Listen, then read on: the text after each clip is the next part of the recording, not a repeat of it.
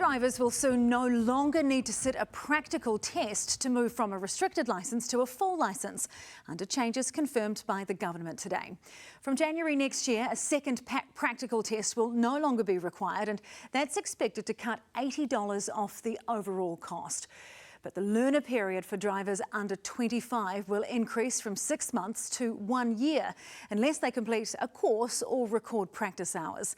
The zero alcohol limit will also be expanded to all learner and restricted drivers, regardless of age, and there will be fewer eyesight screenings. They'll only be required at the first licence application and at each renewal.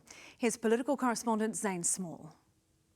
Scott Bidwar is 17 and wants to gain his driver licence. You need a car for a job. What are you hoping to do? Anything really, as long as it's income. Yep. Yeah. But a lot of jobs require a driver's licence, so. Yes. He's studying at on-demand training in South Auckland, where the Transport Minister paid a visit. And so once you've done this, you'll go and do your learners. Yes. And then move into your restricted. Yes, hopefully. Fortunately for Scott, the cost of obtaining a driver licence is set to become cheaper, under changes coming into effect from next year. Drivers will no longer need to sit a second practical test to move from their restricted to their full licence. This will save both time and money. The government hopes to make driving more accessible at a time when the job market is tough. The total cost of getting a licence will reduce by $80 overall. Why is this important to us? Why is it important to me as the Minister for Social Development and Employment? We know that 70% of jobs require a driver's licence. But while the full driver licence test is being dropped, the learner licence period is being increased from a default of 6 months to 12 months. However, there will be an option to make it 6 months if the learner driver completes a practical driving course or records practice hours. That's only if you're under 25. The reality is younger drivers are just riskier on the roads. The restricted licence period for under 25s will be 12 months with no option to reduce it with a defensive driving course. And that 12-month period can be extended by a further 6 months if the restricted driver is caught speeding, for example, and gets demerit points. I think that's fair.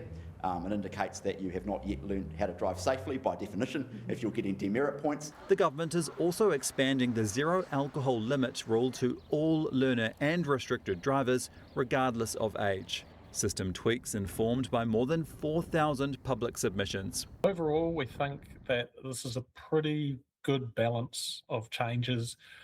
The government's focus was very much on making it cheaper and easier to get to a full licence. The changes also seem to have support from the opposition. Had a quick look at them, kind of relatively ambivalent about them, to be honest.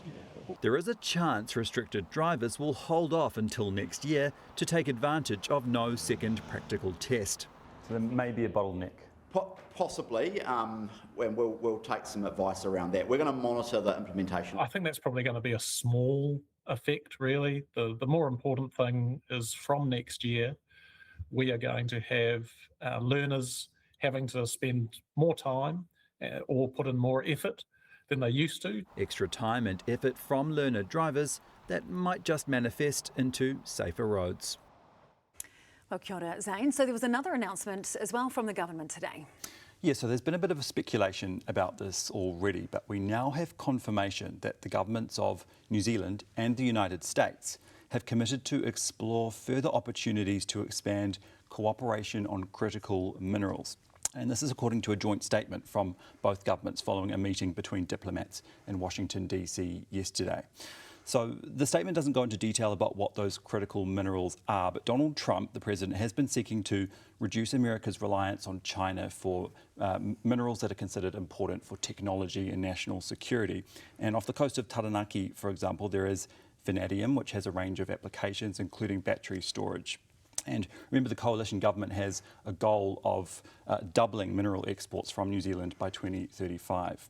And elsewhere in this statement, there are some important and interesting points, such as a commitment to cooperate on investing in interoperable defence capabilities, so New Zealand and the US working together on that, and also a shared goal of working alongside Pacific Island countries to support their resilience and their prosperity. So you can imagine China will be watching that latter part closely.